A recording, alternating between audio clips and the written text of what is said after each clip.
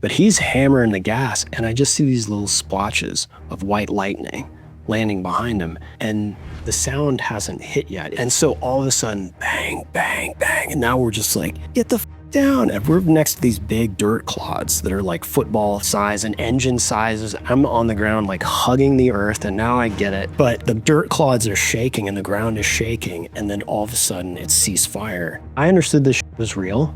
I like took it seriously, but that really broke the ice in the worst way.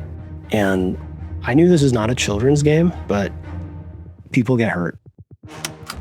Welcome to Combat Story. I'm AJ Pasciuti, a retired Marine, Force Recon, Scout Sniper, and Marine Gunner with 21 years of service, multiple combat tours, and a lifetime of lessons learned in the arena itself. On this show, I sit down with warriors from every front line to uncover what combat truly feels like and how it shapes the way we see life, each other, and ourselves. This is Combat Story. Today on Combat Story, we're joined by Alexander Lemons, a former U.S. Marine Scout Sniper who served multiple tours in the Iraq War, including time in Fallujah and Nasiriyah. Alex is the co-author alongside environmental historian Joshua Howe of War Body, a Marine Sniper and the Hidden Violence of Modern Warfare. It's a different kind of war story, one that looks beyond the obvious violence of bullets and bombs and goes into what the authors call the slower, less visible damage. Toxic exposures from things like burn pits, fuel, heavy metals, and even lead from firing thousands of rounds, and how that intersects with long-term realities of post-traumatic stress and the traumatic brain injury. After leaving the Marines, Alex came home seriously and mysteriously ill, and the book tracks that fight too. That part doesn't make the highlight reels, but shapes everything afterward. And I'll say this up front. This was a fascinating educational conversation. It's one of those episodes that stays with you because it goes beyond what happened over there and into what modern warfare does to the body and the mind, and often in ways we don't see until years later. This is part one of a two-part series with Alexander Lemons. In this first episode, we lay the foundation, his time as a Marine sniper, the Iraq experience, and started the questions that eventually became War Body. In part two, we go deeper into the long tail effects, the health fight, and what he wants leaders, service members, and civilians to understand about the hidden costs of war. If you're a veteran or you've served in any capacity and you're looking for an episode that's honest, thoughtful, and actually teaches you something, I'd really encourage you to give this one a listen and share it with someone who needs it. This is Combat Story. All right, everybody, welcome back to Combat Story. My name is AJ Pasciuti, and I have the pleasure of sitting down with an old acquaintance of mine who's now become a friend over the last few months as we've been kind of coordinating this interview. So we have Alex Lemons, who is a former Marine sniper, got out of the Marine Corps as a staff sergeant, 3 combat tours, and he's going to hate me for telling you this. Also the recipient of a Bronze Star, as well as a Navy Commendation Medal, both with combat distinguishing devices. No, just one. Oh, just one? Okay, well, thank you. The Bronze Star was an Army giveaway. They toss those things out like Girl Scout cookies. Yeah, I appreciate that. That. He and Joshua Howe are the authors of War Body, a Marine Sniper and the Hidden Violence in Modern Warfare. So since getting out of the military, Alex had gone through a number of kind of, I would say, mental and physical challenges of dealing with all the things that we saw inside of the service itself with going to war. And he wrote a lot of those down in a book with his co-author, Joshua Howe, to kind of explain and get to the roots of what care looks like, aftercare, the idea of thinking beforehand. And so we asked him to come on the show today to be able to discuss his career, which is a pretty tumultuous one in the beginning, right, as you go through with combat, and then what life has been like after getting out, and then to talk a little bit more about his book. So with that, everyone, I'd like to welcome Alexander Lemons to the show. Cool. Thanks for being Seriously, man. Thank you for setting this up. Oh, too easy. And I have to say thank you to my good friend, Matt Burnett, Grunt in 3-7, who said, you got to go here first. So this is a good way to start off the book tour that I've been dreading. I prefer that people just read the book, but we're in the 21st century now, and this is the way people do things now. So we are here necessary evil, I guess, in the podcast realm. Yeah. Well, I appreciate, was it Matt you said? Yep. I appreciate, Matt. Thanks for recommending us as the podcast to start on. One of the things that we like to do here is have authentic conversations with authors themselves, where we don't control the narrative, where we're not trying to sell you anything. We're just trying to explore the human connection a little bit deeper. So with that, we'll kick this thing off. And my first question to you, so I've read the entire book, really because I think the book resonated to me in a lot of the ways that you wrote it. I felt that you wrote the book to be quite accessible. But with that, the beginning of your story, let's talk about where this all started. So when did you join the Marine Corps? What was your family like beforehand?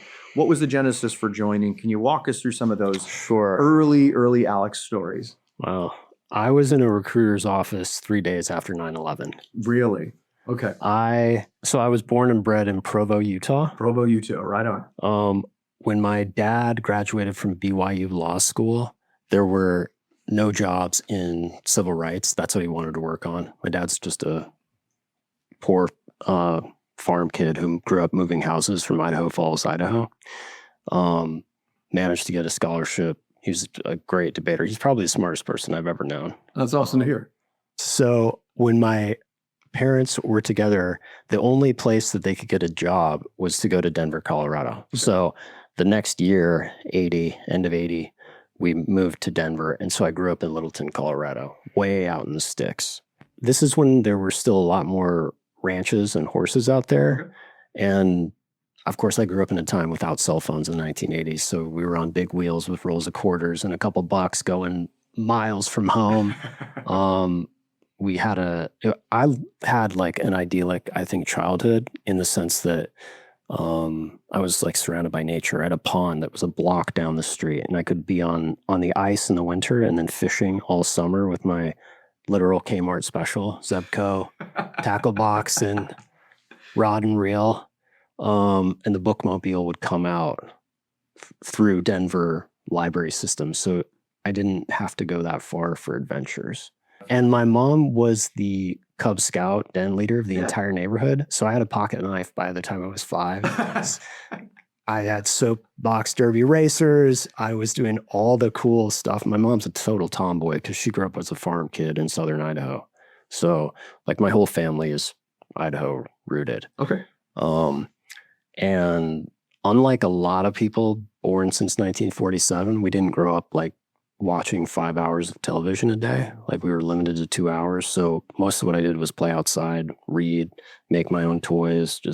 I started writing when I was like 5. So really, I've been doing this a long, bloody time. So what did you write at 5 years old? Were they stories? Just stories about what? Like were they goblins?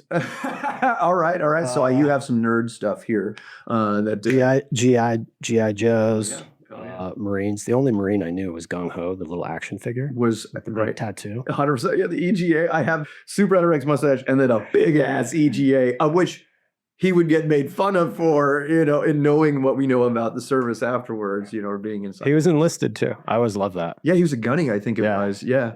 Hell yeah, man. That's fantastic. So that, and my dad was the primary breadwinner, but my mom was a ski instructor at Keystone Resort. No way. My mom is one of the best skiers, and she's also a snowboarder. She was one of the first women in Colorado to get on a snowboard. Really? So my like childhood started on skis at age 3 because that was also the daycare that my mom could provide. So I would get in the one car that we owned. We had this 1980, what was it, 82 Jeep Grand Cherokee. It was a lead sled. Did it have like the wood siding on the? No, it didn't. Clark Griswold special. It was all like lead colored gray, and it had vinyl seats, which were great because you could open the car and just hose the thing. Oh, the 1980s, man. And things were just easier, right? So we took my dad to Southwest Plaza, which is a big mall out there, and he would ride the bus to work in the mailbox office building downtown where he worked at Holland and Hart law firm. Okay. So, and then on the weekends when my mom was teaching, I would be up there. So I grew up on the hill with like ski patrol, with ski instructors. That's like my... Just like a little Grom just out there, right? Oh, man. So that paved the way for me to keep skiing and skiing and skiing. And then eventually, as I was getting older, I really was gung-ho about trying to get into the 2002 Olympics as a mogul skier. So I was competing by the time I was 13, and I did that all the way until I was 19. So 2002 timeframe, or is you're trying to like 98, right? Nagano was 98, if I'm not mistaken. Yep. And so 2002 was the next Winter Olympics. Where were they in Salt Lake? Salt Lake. Oh, dude. All right, so tell me about that. So I grew up in Denver. We moved to Canada for a year, Calgary, in 1990, 1991. So I missed out on the Gulf War. Like, lived up there for a year. Then we came back to Denver. And then in 1993, we moved to Salt Lake City. And so that's where I've been more or less ever since. Okay. I graduated high school in 1998. Okay. And I didn't really want to go to college. I love to learn, but I hate school. Yeah.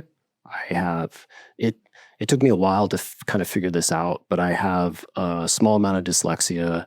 I'm a pretty bad speller. My handwriting is awful because my brain is like moving faster. You're moving too fast. Dude, I feel you on that. Like, boy, I'm glad that nobody can see this. I should have been a doctor with my level of handwriting, I swear. And I'm like, I'm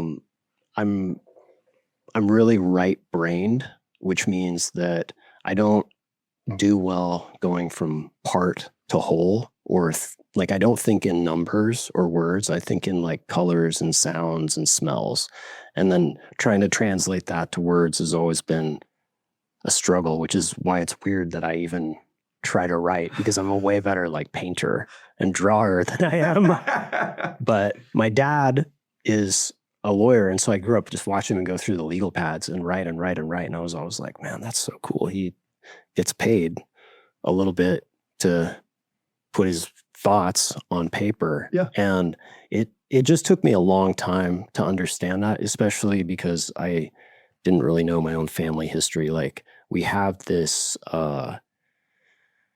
tradition, which is genetic, that we have a lot of people in my family who are extremely right-brained. So my 8th great granduncle is Benjamin West. He was the painter. He painted Benjamin Franklin. If you've seen like the famous one of him flying the kite, Yeah. and there's little cherubins, my uncle painted that And with no training. Benjamin West? Yes. Really? Yeah. And so was a Quaker, Yeah. and had to paint on the down low, right? You know. Well, eventually his mom and dad realized they were kind of breaking away. The longer that we've been in this country, we've broken away, like most people, I think, who break away once they're immigrants from their traditions elsewhere, right? They kind of freed him up and said, go follow your dreams. He eventually found his way to Italy and then into England, even though he's an American, during the Revolution. And then he becomes one of the chief painters in the court of King George III. And he painted King George III. Awkward. Super awkward. I sometimes, yeah, exactly. They're like, where'd you say you're from again? He's like, nowhere. And I sometimes want to believe that he was like a double agent for our team against the British, but I don't really know that. He just wanted to be a painter and an artist. So there's a lot of similarities between the two of us, because he just was he's a bad speller. He was a bad student.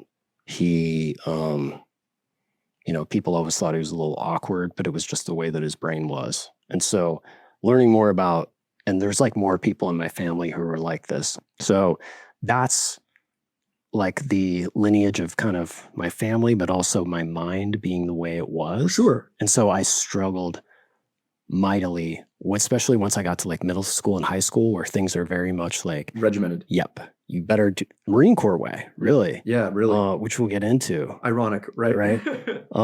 Very like part to whole, and you have to know these steps this way. And I was like, I learned how to do that, but I struggled with it.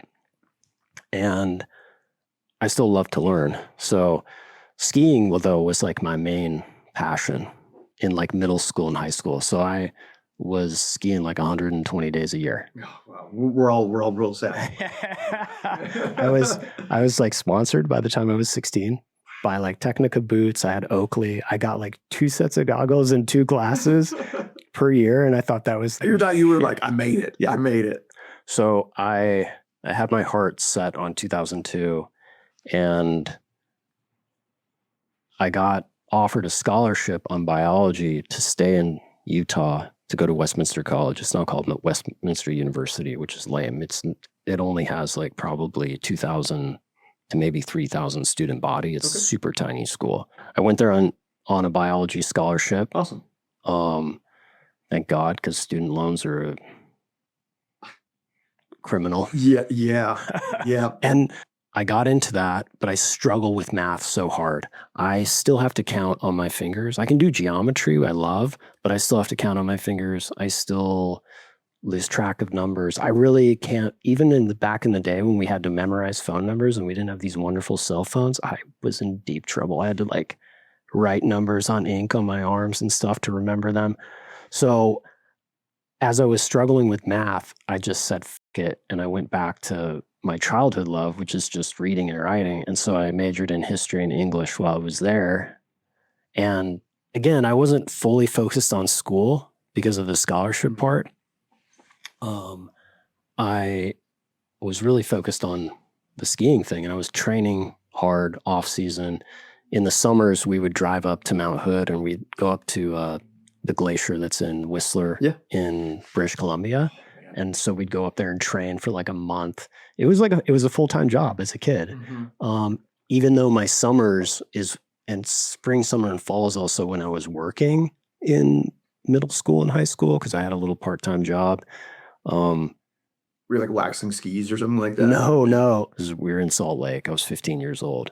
My mom said, you're going to go work on my grandparents' homestead. Okay.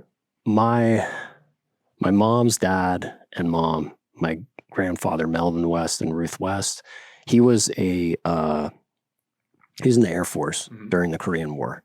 So he didn't see any action. He was just working on like P-47s, P-51s. He was a mechanic. He could fix anything. Again, another person who was a genius with his hands, but very mechanically inclined. Totally. And not able to sometimes put it on the pieces. Absolutely. Right. Absolutely. But if it was an engine, he could fix it no matter what. And all of his brothers had been in the Navy in World War II and said, do not join the Army, do not join the Navy, join the Air Force. Some things still hold true. Absolutely.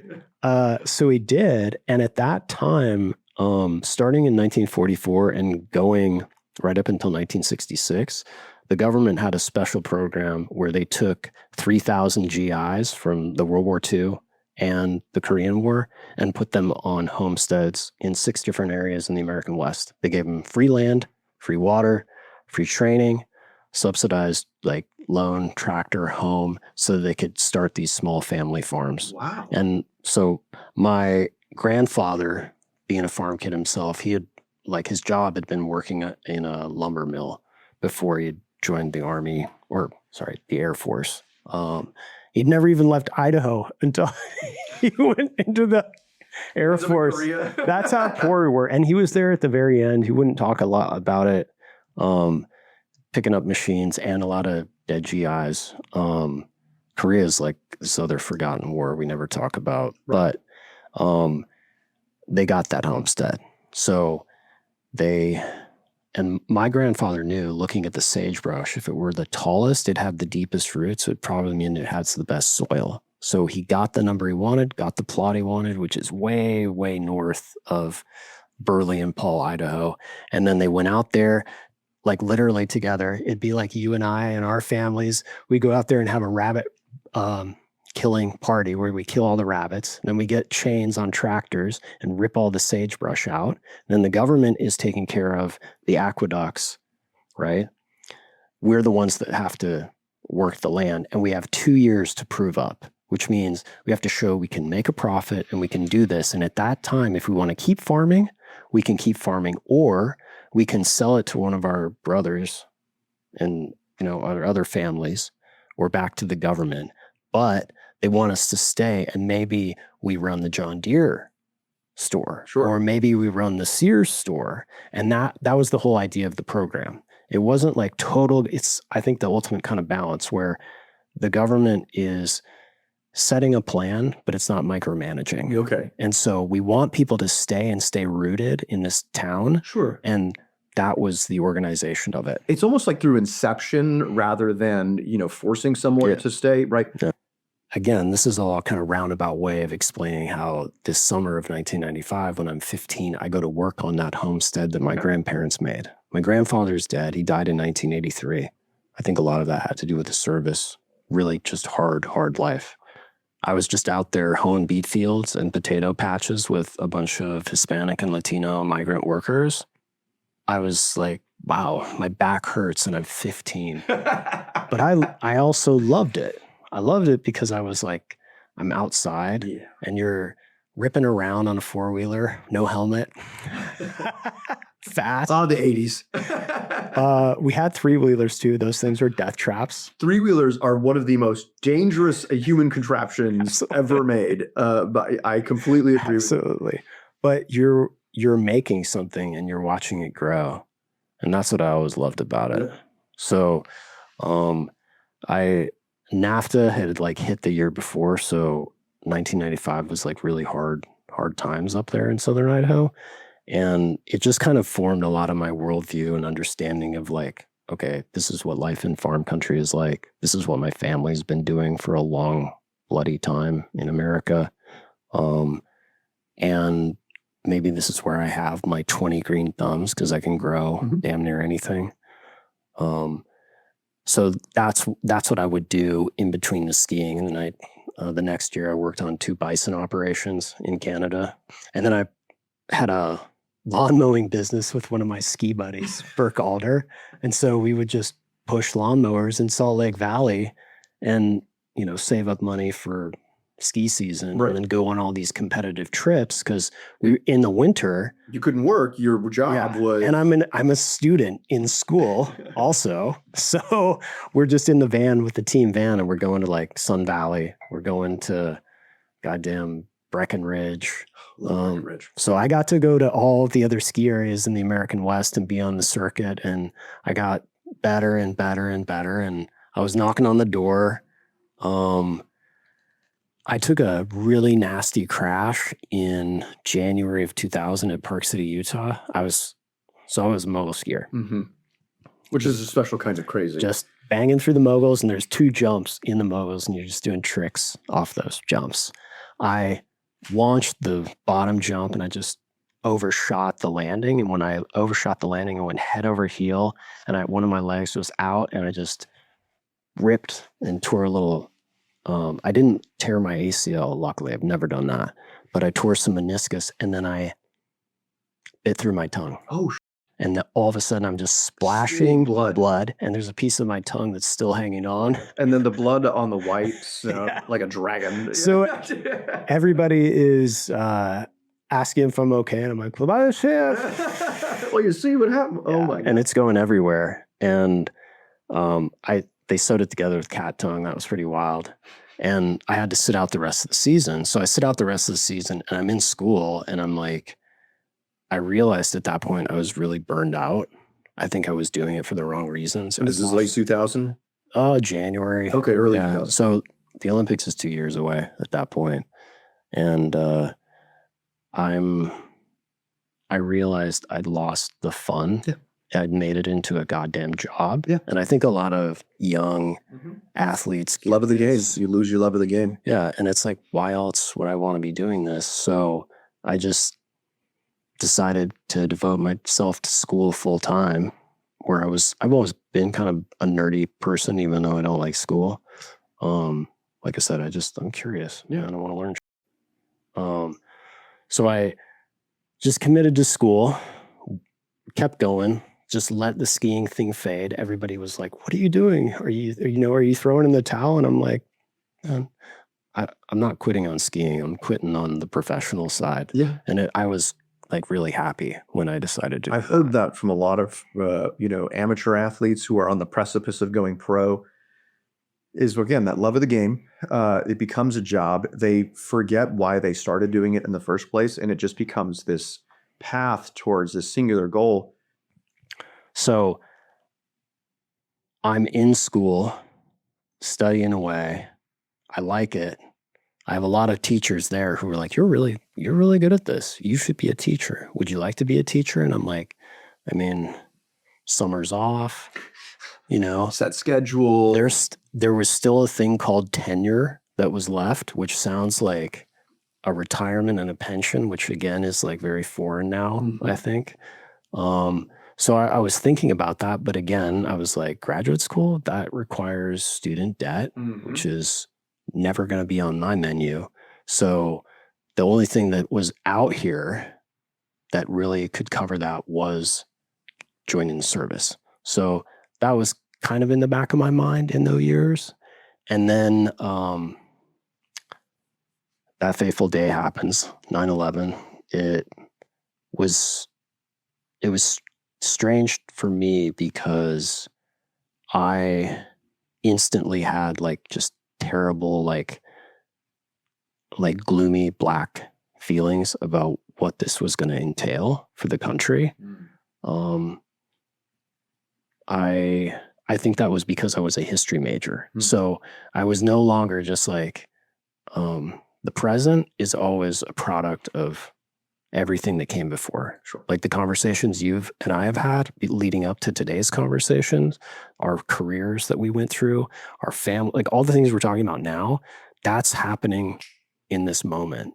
And once you like are living in that and that you can't avoid thinking like that, I was like, oh, shit. So what's the thing that triggered this? And of course, we'd already been attacked on and off by Osama bin Laden, embassies in Africa. Right. There was another bombing. USS Cole. USS Cole. Yeah. So these things were always kind of propping up and jumping up when we were kids in the 80s and 90s, but I didn't really have the full context. I don't even think I had the full context until maybe even now. Sure. Yeah. I was at my mom's house. I remember I was doing some laundry because we didn't have laundry machines. There's some laundry at the barracks, by the way. Yes. I'm really excited to hear about. Because I was living on campus, and at that point, I just instantly was like, "We're going to go to war." I just felt like I need to be there with other people who are going to be there. I didn't feel any like need for payback or anything. I wasn't literally like gung ho. That was the other thing too, is I had a very negative view of war because of that generation that had fought in World War II. They had, I think that their whole view was they wanted to make people afraid of war because it's such 9 times out of 10, everybody loses. You're exactly right. Everybody loses. I would say, well, like you said, 9 times out of 10, or 9 people out of 10 are losing when war breaks out. And it's so hard for me. I work very hard not to put my personal, perspective or my personal opinion into any of the conversations that we have. Yeah. But damn it, it's hard. And I interview veterans all day, every day. I talk with guys and gals with these crazy stories. So it's very hard for me because I think that look at the generation of veterans that we have now. And I feel that a lot of people have benefited, or this has become the thing that has helped establish who they are, or this has put them into the world. Was the cost worth it? Did the ends justify the means? Was it all worth it? You and I wouldn't be having this conversation in an alternate universe if 9/11 never happened, or we never went into Iraq, or whatever, change any numbers of one of these, trajectorial shifts that happened, you and I wouldn't be sitting here. And so it's hard because I get to this point where I'm very grateful for the experiences that we have and where we're at. A very good friend of mine who is in Fallujah with me says, well, would you do it again? And his answer was no. Yeah. And his answer was no. He's thankful for what he has and where he's at and the experiences. But given the choice, would you do it again? And he was like, whoa. And I won't ask you that question here, but like, I don't mind. Right? I don't mind. Are you better off? Yeah. And maybe that's for the end. Like maybe remind me, I'm going to write that down and we'll get to that at the end because I want to go through your whole thing because your book is fascinating. And the way that you and your co-author were able to navigate, I loved how it was fun for me as a reader to go through and the voice changes in the book between where you're writing a chapter and where your co-author are writing a chapter about you. Very interesting. I had a co-author as well on my book. It was a big challenge for us to make sure that there was a unity of voice through the book.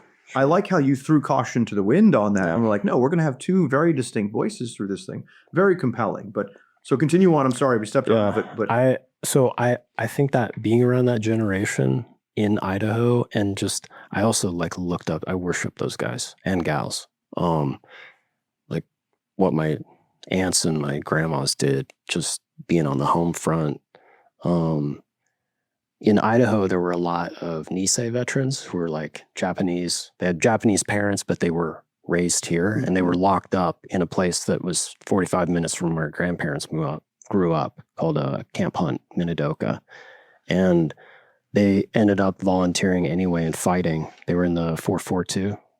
They were the greatest soldiers probably this country's ever seen. They were amazing. Just tell me more. The 442nd All Combat Regiment. So, and these are Japanese Americans. Nisei. So Issei were Japanese who had come. They'd moved to two places because Japan also was going through upheaval like you couldn't believe through the 19th century and then into the 20th century. But their parents had left Japan in like the teens and the 20s and moved to either Hawaii, where they were in the plantations that were out there, or they'd come out here to kind of the American West, like Oregon, Washington, and Idaho. Cisco as well. And just because, especially in farm country, they were just such good growers and there was no more land in Japan to grow on. Sure. So like if you go to Hood River in Oregon, a lot of that was farmed by Issei and Nisei. Well, so what's the difference between Issei and Nisei? Issei is you are Japanese born in Japan, came. Nisei is you're born here, which means you're an American. Okay. They use that as a category because when the United States was attacked by the Japanese imperial fascist on the 7th and the 8th, because everybody forgets they attacked Guam and the Philippines on the 8th, because the day ahead, right? Nobody ever talks about Guam and the Philippines, especially Guam. I'm a little embarrassed to admit that I don't. I knew December 7th, but I did not know. Well, that's the thing. Until you go live in Guam or you serve with people who are Chamorro and Guamanian, you don't really know. You're like, wait, that's where the United States is. Even though it's not a state, it's still filled with Americans. Sure. You know, unless you're stationed out there. Sure. So after that attack, there was just a crisis in the government and they were trying to figure out, well, who's a spy, who's a loyal American, just incredibly painful. Probably a precursor for McCarthyism in the 1950s. Sure. And what they decided to do was there had to be an exclusion zone on the coast because most of the Issei and Nisei were here on the West Coast. And so they moved them into internment camps, ripped up their constitutional rights, put them in these camps where they are in their own country and the machine guns are pointed in. You can go there and look at this. Yeah. And that's where they lived. And then very slowly it opened up and people started to realize they're just Americans like everybody else. So in these camps, there was a decision to organize fighting men because we needed to raise armies and Marines. And specifically in the Army, they decided to have a segregated Nisei regiment. Wow.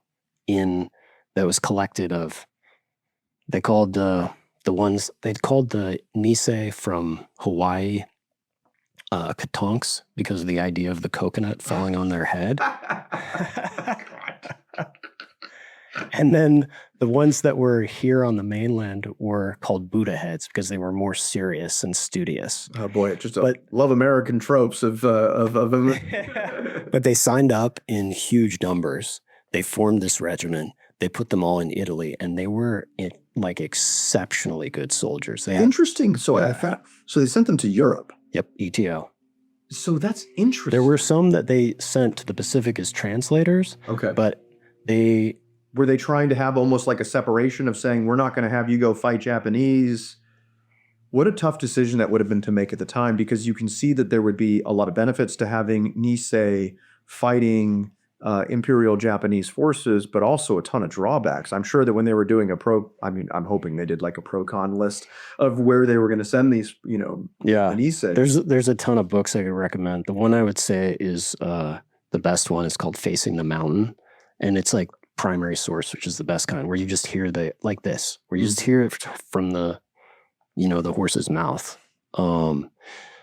But they love their country anyway, and they organized these guys, and they had a saying, it was honor before glory, for the way that they handled themselves. There's a crazy story about them rescuing this battalion of Texas reservists in the mountains, because the fighting in Italy was insane. They were going up the boot the wrong way. Like Napoleon said, you always wanted to invade it from the top down, through the top of the boot. So you have the Swiss Alps and everything, Italian Alps that you would take care of first, right? And the Germans were masterful defenders because of how they had fought in the First World War. So every inch was covered by every weapon you could imagine. It was absolute, like pick 'em deep or whatever the things that we learned in the Marines. Totally. So it was absolutely, they had to earn every single inch they were going through there. Yeah. Dang.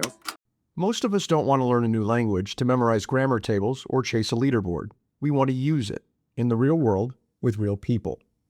For me, learning Italian is personal. My family roots run deep, and I've been working to reconnect with that heritage in a real way, not just reading it on a page. I want to be able to show up in Italy and actually speak, to say ciao, piacere, or come stai, and mean it. Even little wins like un caffè per favore feel like a bridge back to where I come from. That's why I like Babbel. It's built around small steps, big wins, and progress you can actually track and feel.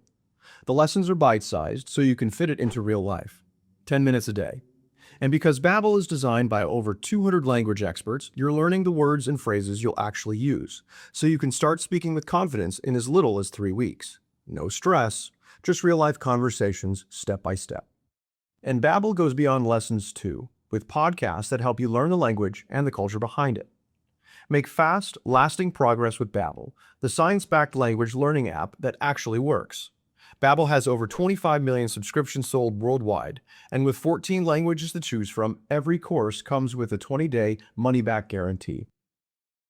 And here's a special limited-time offer for our listeners. Right now, get up to 55% off your Babbel subscription at babbel.com/combat story. Again, that's get up to 55% off at babbel.com/combat story, spelled BABBEL.com/combat story. Rules and restrictions may apply. Arrivederci a presto. And now, back to our show. Like that, I like, when we say greatest generation, including people here on the home front, like that's who really raised me. And I think my whole like sense of like, okay, like how do I want to be as a grown up?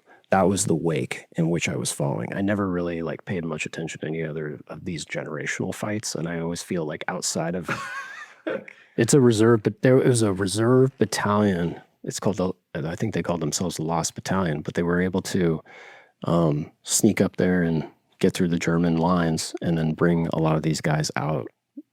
And it's in this book that I referenced, Facing the Mountain. How crazy would that be as a German soldier to then see Japanese-looking faces in American uniforms, you know, enveloping you as you've got other Americans decisive engagement? You're like, hey, I'm allied with the Japanese, and now I have like it would be such a mind. Yeah, and the other thing, like when you're coming of age in the late 90s, that's also when Tom Hanks, bless his soul, tries to use Hollywood with all its troubles and problems to like tell the story of a lot of these veterans. And also Stephen Ambrose is building a D-Day museum and bringing like Band of Brothers to light. And I loved Ambrose. I saw him speak in person like in like 99. So that whole like, and those people never really played up their shit. They just did it and then came home. But they also had a war that was very clear. They had a clear victory, and then they came home and built the country back up. So all those stories were coming out of the time. So I think that was impossible not to grow up with in the 90s. And the other thing on top of that was that one of my professors, Bob Welsh, bless his soul, he was a Vietnam vet. He was a sniper in... Army sniper, right? Yeah. And he was my Latin teacher. He was my history teacher. He was like my buddy who... we just had a lot in common despite our different years. And he was a classics guy. Yeah. And he always was kind of mentoring me. But because of all that experience, I did not have like rosy, naive views of what war is. I knew it was a nasty, terrible business. I just like weirdly had a more adult view of things, and I think that inoculated me to some bad outcomes. Like obviously, a lot of bad shit happened to me, just like a lot of other people. But I think it could have been worse if I had come to it thinking that it was going to be, I was going to be GI Joe hero and all There's those this romanticism, but I agree. We have this idea, especially with the 80s and 90s and the Last Action Hero kind of stuff kind of coming up, where we had this really, one, we were always going to come out okay, two, everything was going to be very heroic, and that's how you became a man and what the ideas were inside of it. And so when stepping into conflict, we had this a very different view of what war is actually like, and I've expressed my own mixed emotions with having to go through the carnage that is war, and that's kind of why we do this podcast as well. As I don't like to glorify war, I like to talk about it because I think that it helps us understand the human condition. Yep. It helps us understand some of the responsibilities that we have as veterans coming back home and what we want to portray into the world. My idea as a veteran is to get back to work, right? Like help make the country that you fought for, right? Try to make it better in your own way or make someone else's life better.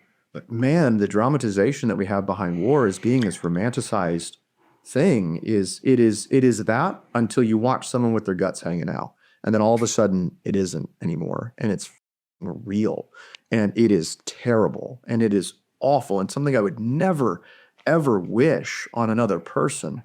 I'm really glad that you're able to kind of capture some of that in your book as well. Well, I think that that's like one of my responsibilities, and I feel like I hope that maybe that's what I've taken from all of their terrible experiences is they really did have a different mentality about not having such a rosy view of war. Like it's a last resort. There's this, I love Akira Kurosawa samurai films. And if you watch Sanjuro, the old woman tells this, he's a combat vet. That's what he is. That's all the stories are about this like wandering samurai combat vet. But she tells Sanjuro at some point, the sharpest sword is best kept in its sheath. Yeah. And I'm like, that's kind of how I think about this whole topic. Like, what do you think we should do with the military? What do you think foreign policy is about? And I'm just like, just keep it sharp and keep it in the sheath. And it's very hard. God, it's hard for, as we were talking before the interview with young guys and young gals who have started their service after 20 years of conflict, who look up to us as like this pinnacle of what success is. And all of us are saying, dude or dudette, chill. Like that it is not the defining thing. Yeah. And this is not something but it's hard because none of these guys are ever going to listen to that. Well, I think they can, if we can have like conversations like this. But to your point, the culture itself, the broader culture something has shifted. And I feel like something happened after Vietnam. I think we don't talk about it enough. My good friend, like the best Marine officer I've ever known but didn't get to serve with, his name's Carl Merlantes. He wrote this book. Yeah. This is the most realistic war book I think that's ever been written. He's just an amazing novelist. It took him, I think he was telling me it took him 30 years plus that he worked on this. He's in this documentary by Ken Burns. Yeah. Like him, hate him, just always watch everything, whether you agree or disagree. Try to have an open mind about everything. But Carl is like the first interview in that. Okay. And he says Vietnam was like the alcoholic father. Shh, we don't talk about that. That really was Vietnam. And like specific to us as Marines, it had a super negative effect on the Marine Corps. People do not realize this, but I thought this was make-believe the first time I heard it, but there were more casualties amongst the Marines in Vietnam than there were in World War II. What? Isn't that crazy? What? I did not know that. 58. I know we have 58,000 service member deaths in Vietnam as a whole, 58-ish. So casualties is not dead people. Sure. Always keep that in mind. It's dead plus wounded, and wounded is a huge spectrum. You can have psychological injuries. Yeah. You can have shrapnel injuries. You can have disease non-battle injuries like dysentery, whatever. There were a lot of booby traps in Vietnam. Like 60%, I think is, but and that statistic comes out of the lips of Jim Webb. Oh, okay. Supermarine, who became Secretary of the Navy and then brought us Al Gray. So we got to talk a little bit about Al Gray, because who made gunners? Who made us. Yeah. Like anybody who's a Marine right now, you better say rest in peace to Al Gray, who just passed away a couple of years ago, because he helped reshape the modern Marine Corps. Very much so. And I would say at the greatest level he did that was, everybody talks about the second enlightenment of the Marine Corps. For the civilians who are watching, like, I'm going to do my best not to geek out and use acronyms and go into that. But Al Gray came in the 80s. But the 70s in the Marine Corps was a dark time. If you talk to anybody who has served in that period, I think that was like the hardest time, I don't know about ever, but it was one of the hardest times in the history of the Marine Corps, because coming out of Vietnam, you have all those casualties. There was also a crazy system in Vietnam where you didn't go over with your unit and come back. You were on the individual replacement system. So there's no real unit cohesion. There's no shared bonds that happen overseas, and then you come home together and you deal with those. It was plug and play. No, like for us and for the World War II Bubbas, at least they could get on the boat and talk to each other on the way back about like, what the hell went down? What was that? What was this? You'd go out sometimes alone and you'd come out alone. Like my battalion 1-4 and you're 3-5. Get some. Okay. So I'm conditioned. I can't. No. The guidon and the command would stay there. The unit would stay there, and then people would just feed in and out. And you would do your 13 months. And then come home to mostly the West Coast and then just be let loose back into civilian world.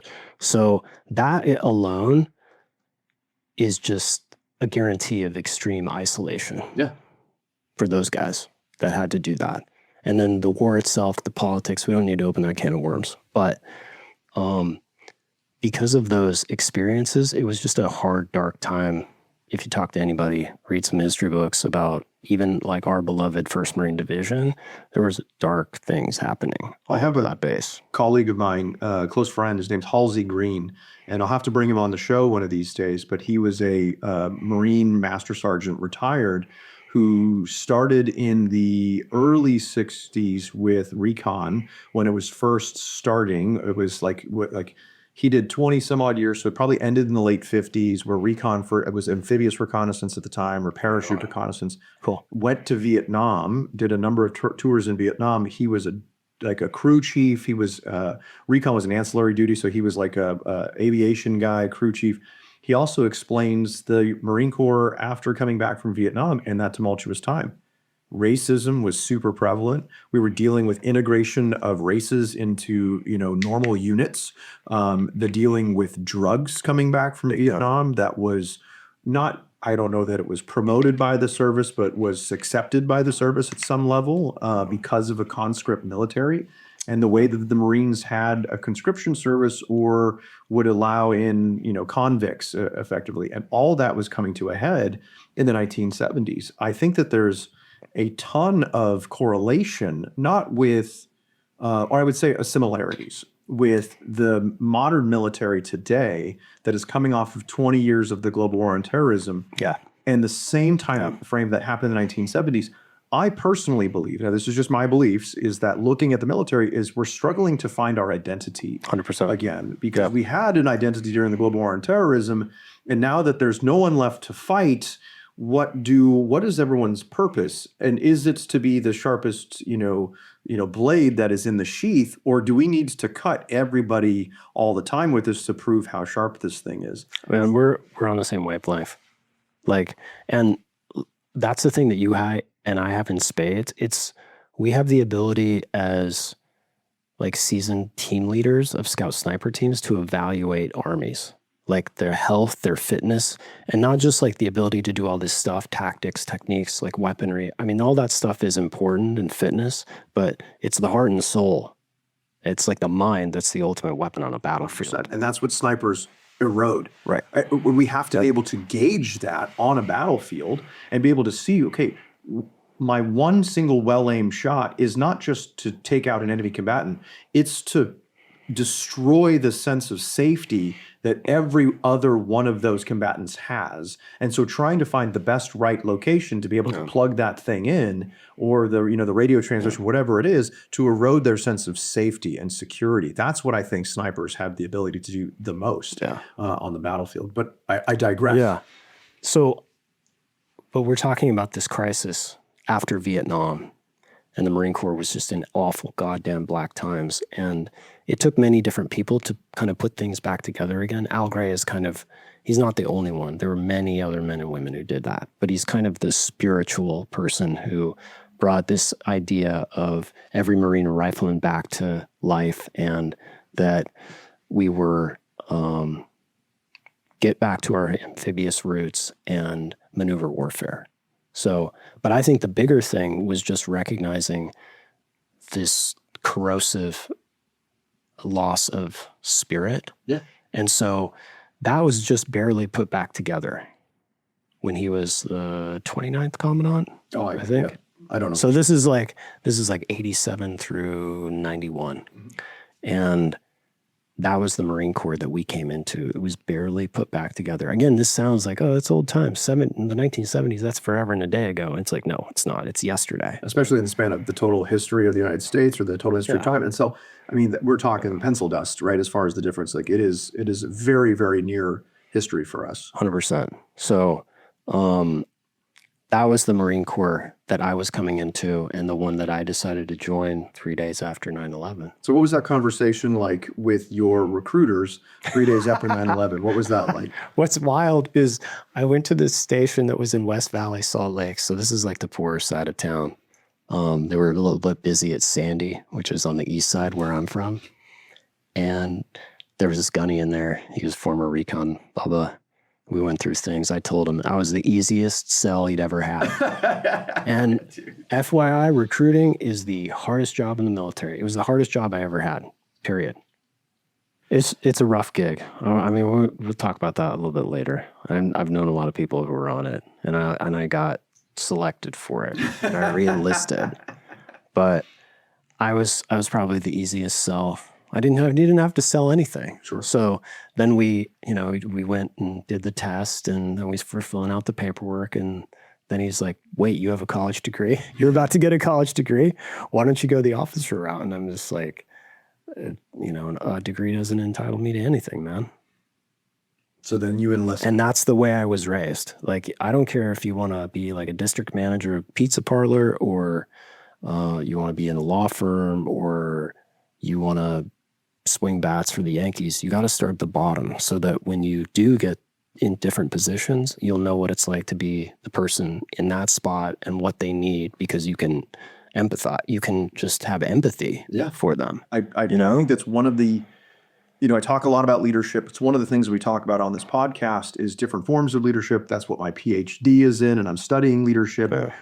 I think one of the superpowers inside of any leadership's toolkit is the power of empathy and the ability to have that. And sometimes empathy comes from doing the work. Yeah, and I have no regrets about that to this day. That was the right way to do things. And, everybody has their own choices out here, but I think you should always start at the bottom and work your way up, whatever aspect, whatever thing in life you're doing for a little bit of time. I mean, during the Revolution, not my family in Virginia, but up in Massachusetts, they elected their officers. I did not know that. So maybe the future of the Marine Corps would be everybody goes to the same boot camp together and the same SOI. Like, I'm all about every Marine and rifleman. I think it needs to be way harder and a lot longer for everybody. But after that, then we say we want AJ to go to OCS. and we vote for our candidates to go in. Anyway, just side plug. Yeah, dude, you and I would have some great conversations on this, on ways that we would change the service. I think that my own personal opinion is sometimes I think that we create a lot of our own challenges because we're afraid to change a system that it's been this system for so long that we're refusing to look at a new generation in a different way. Well, I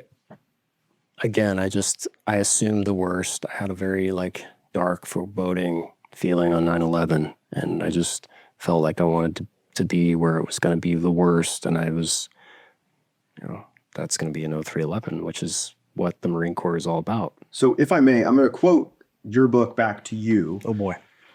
Because this caught me very, very early on. And this is also, it's chapter 1, and it's on the first page of chapter 1. So it's not very, very far. Go for it. Here's the quote. I had little faith in my country's response to the attacks and expected that we would lash out blindly and dumbly, both at home and abroad. But sitting and letting these failures be somebody else's problem seemed wrong to me, like hiding out when there was work to be done. Okay. So my first question to that is, why'd you write that? And what made you feel that way when you were writing that? Did you sense that as a adolescent, young adult male at that time frame? So you say bigly and dumbly. Okay, let's talk on that phrase specifically.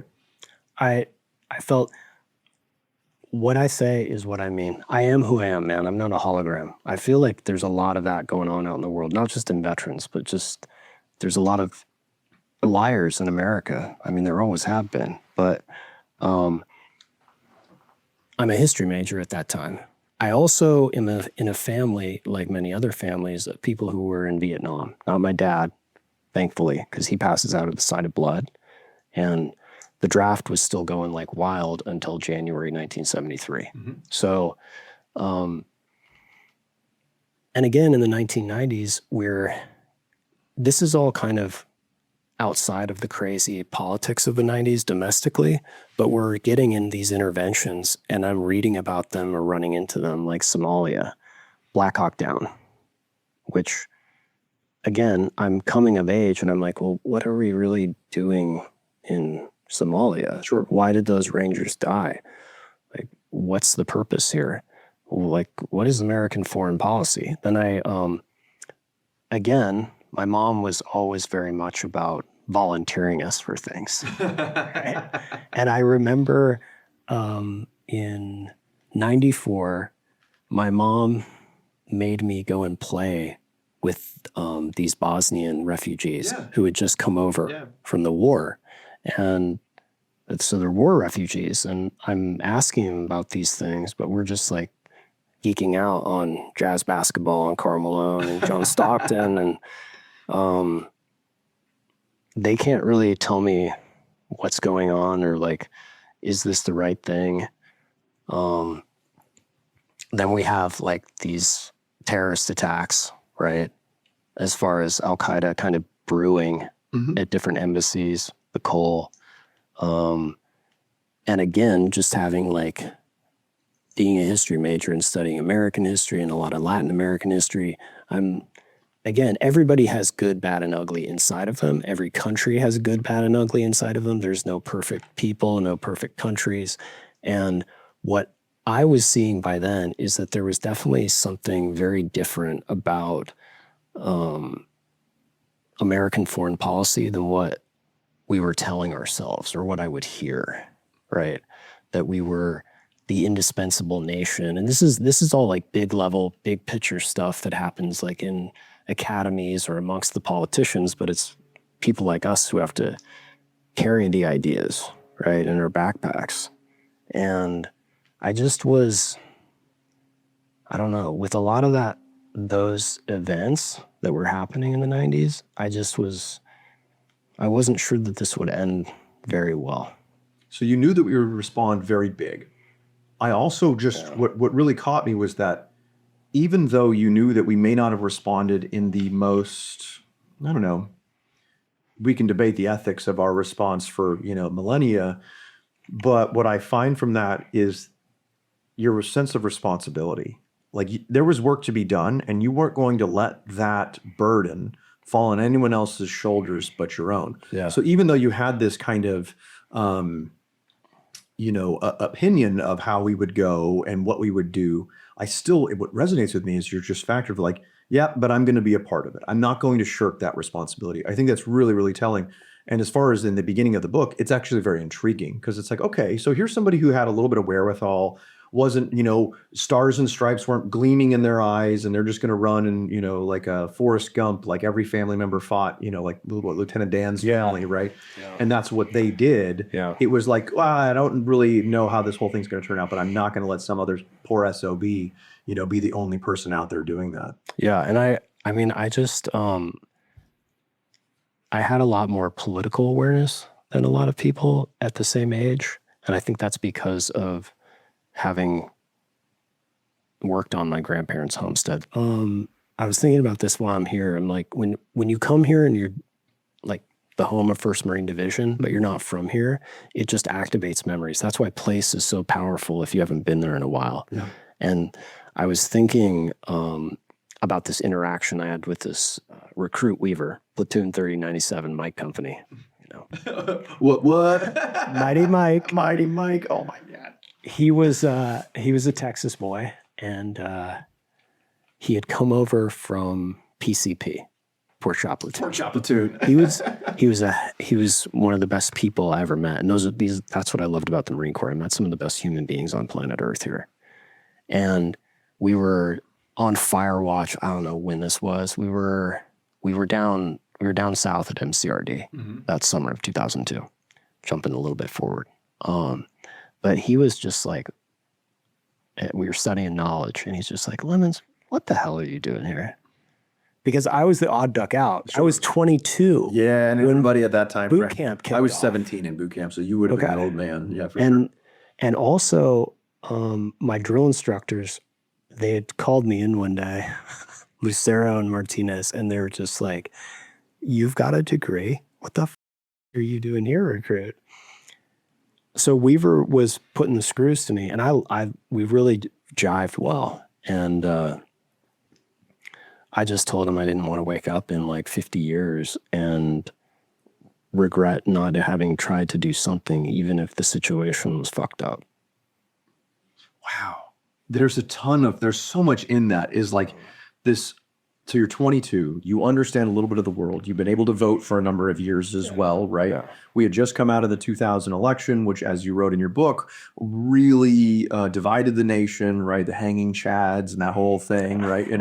All that stuff. And then here we are 2 years later, we've been attacked, right, by a coordinated effort, and we're already at war with Afghanistan, or the Taliban, I should say, in Afghanistan.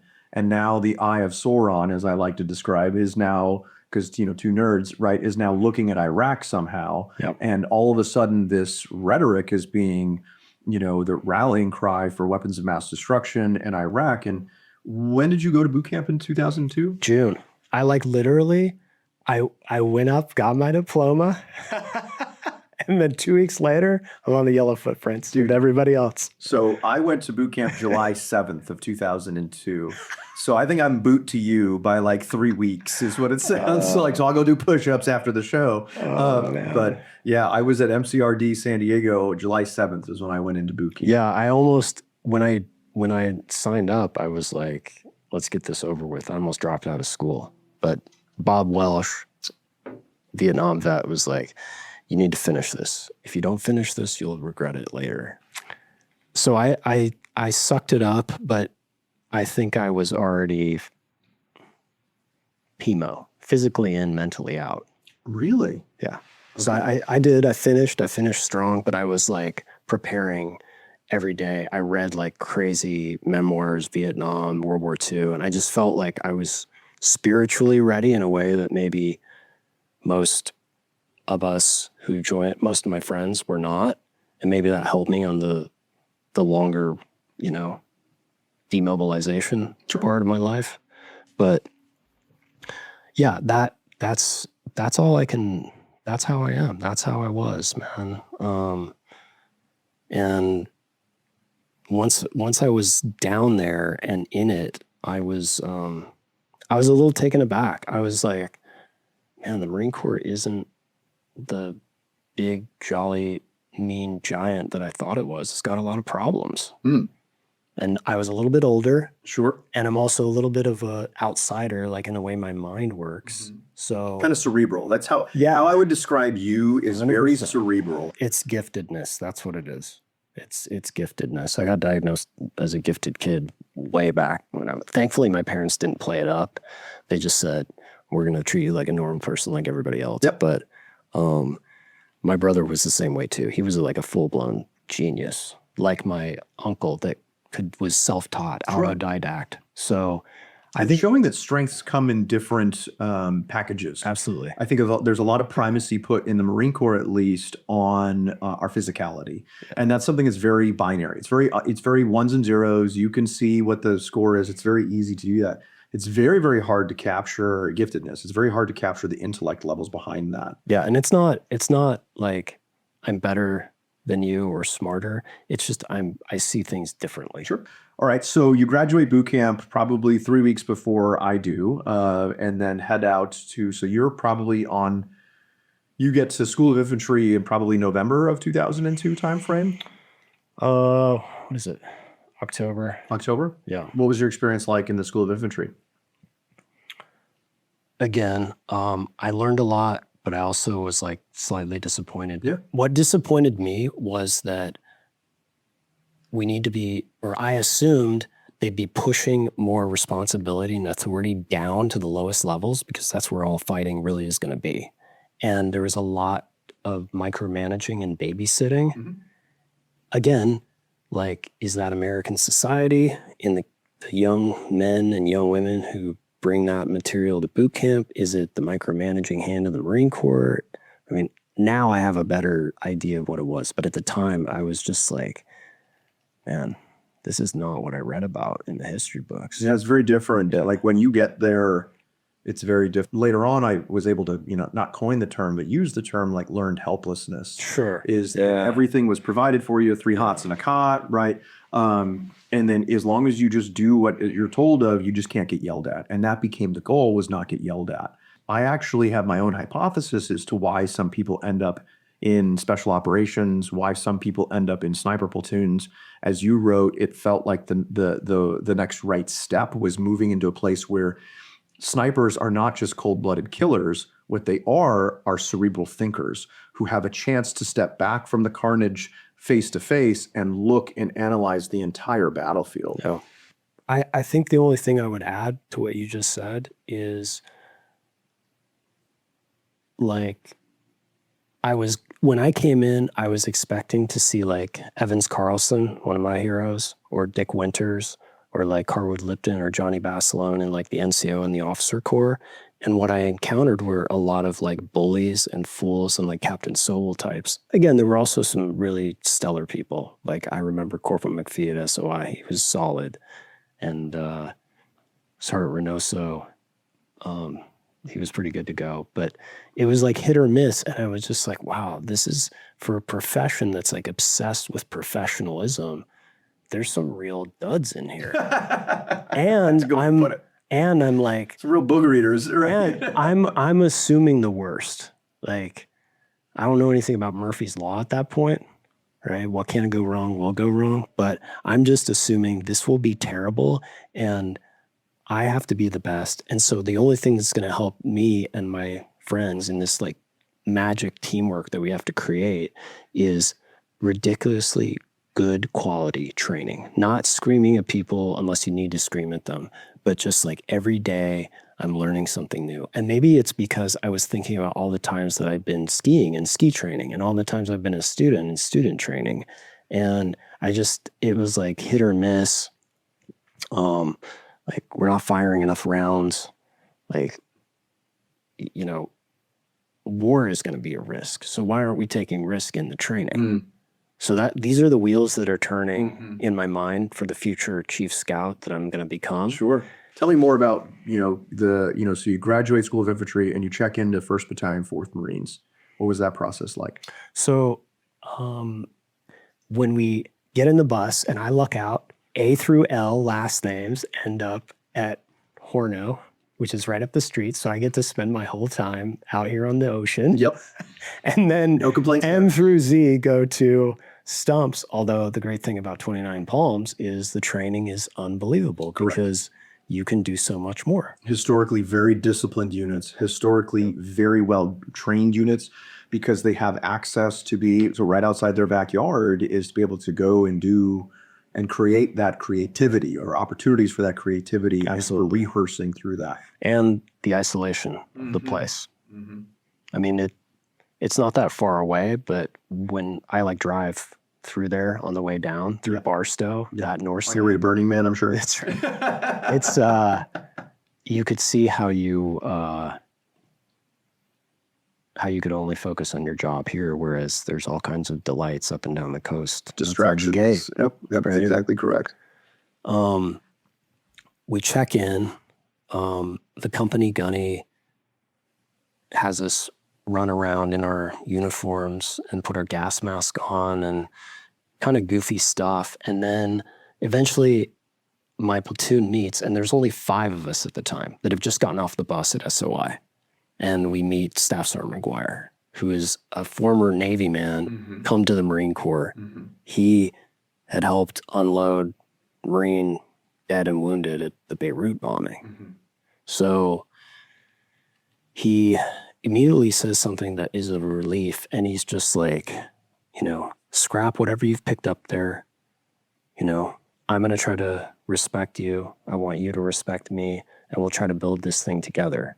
But we don't have a platoon commander. We have no real NCOs. It's just us, and they're going to go send us on Christmas leave. I looked in the history books when I was writing the book because I was just curious, but 1-4 at that time was one of the youngest battalions in the division. 75% of us who would deploy, that was our first deployment.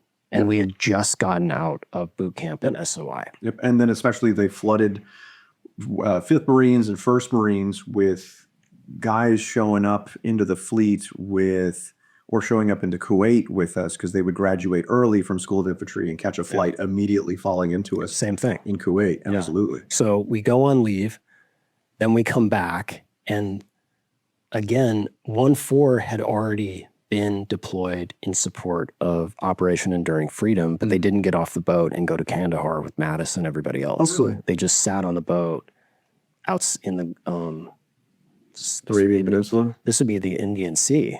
Okay. Close to Pakistan. Yes. So they just floated there. And again, a lot of those are senior guys who were extended. Yeah.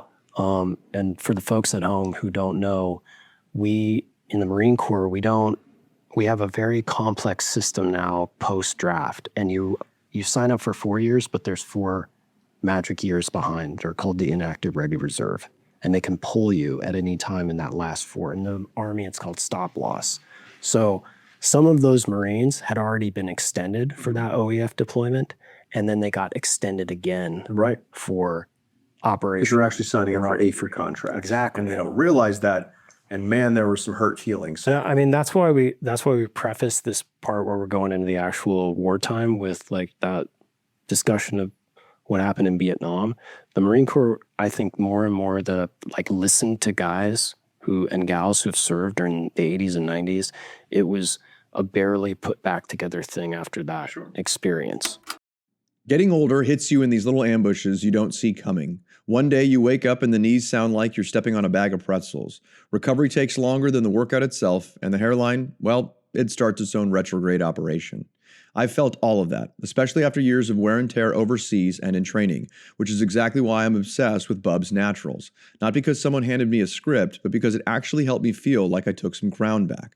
Most people don't realize this, but somewhere in your mid-20s, your body quietly starts producing less collagen every year. And collagen is basically the connective tissue of your life. It keeps your joints moving, your skin healthy, your hair and nails strong.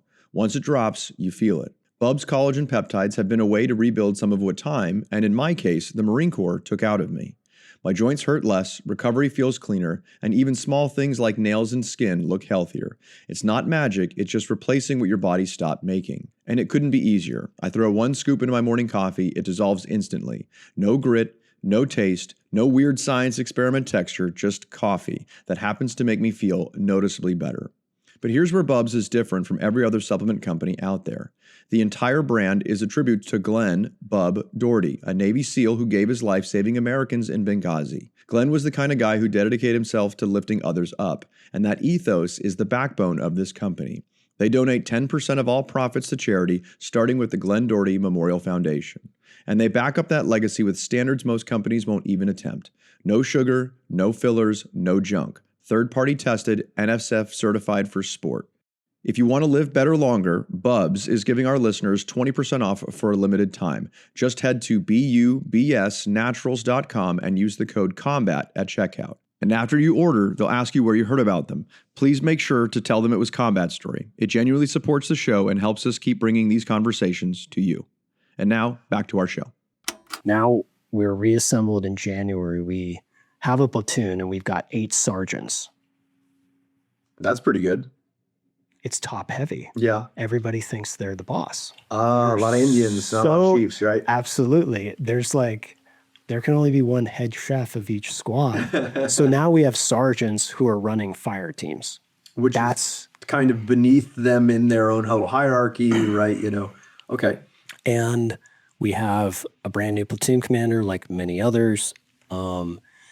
We go on I remember this like so well. We go on a fun run with the battalion commander, John Mayer, who was a former enlisted guy and a sniper. So I immediately had a liking to this guy because he always would come and talk to you eye to eye and face to face, like Mattis. So it was a relief to have somebody like that up higher in the battalion. But we went on this run, and one of my squad leader bailed out and threw up and passed out. And they had to drag him up at the very end. And this is a battalion like fun run. These aren't exactly fast paced. No, it's just 3 miles in green on green and shoes. And then, they're going to give a speech. Mm-hmm. So immediately I'm like, well, you go to war with the platoon you're assigned, just like the family you're born into. Sure. You can't pick them. I immediately got assigned to be an assistant team leader with Corporal Cotton. And I was in a boat company because I'm swim qual too. Okay. Although I've never been in a Zodiac and never went through a boat pack. I was a boat company myself. It's the only regret that I have to this day of things that I didn't get to do in the Marine Corps. Because of all the things you can do with a boat now as a regular lad out here in 1st Civilian Division, you know? Yeah, boat company stuff is cold.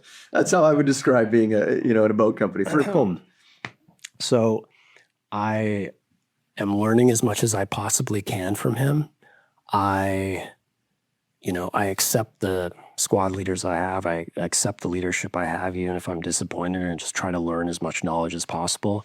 We don't get any range time. We don't get any practice time. We're just getting gear. We're, putting out our camis on the grinder, spraying them in permethrin spray, which we're going to talk about later. And we're going to have to do all our training on the USS Dubuque. So we get on that puppy in January, and we're on a straight steam 45 days to the Gulf.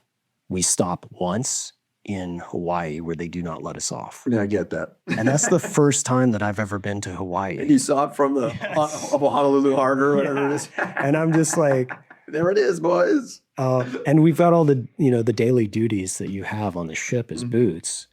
And we're doing class on, like you can't believe, going through weapons, and we're assuming that we're going to face the Iraqi army, right? And that we're facing a regular army, and so we're going through identification of tanks and different weapons, and also discussing heavily every single day nuclear, biological, chemical protocols. Which, again, at the time, I'm like, I don't care if it's fake news or make-believe. I'm going to assume that we're going to get slimed. So I have to know this. And it's real. We're getting anthrax shots on the ship. Absolutely. So that's the part that I took the most seriously and was like most terrified about, because I'd read about guys in World War I getting gassed with mustard gas and sarin and all this other terrible, terrible shit. So practicing that was not hard to do, but we can only do a few live fires. We have to do a whole bunch of engineer taped houses because this is my workup. Typically, when you go on a deployment in the Marine Corps, you get 7 months minimum to learn your trade Sure. as a boot. I got 45 days. On a boat. Heading across the Pacific to get into the Gulf. Yeah, while we're still doing fire watch, and I'm not on mess duty because I'm an ATL, but and we're gelling as a platoon who's just met with all of these NCOs who have been on multiple deployments, and then But all going to war for the first time and not knowing what it's going to be. and that ship was falling apart. I mean, it was a hell of a bird, and What was the nickname for the Dubuque? the Dubuque.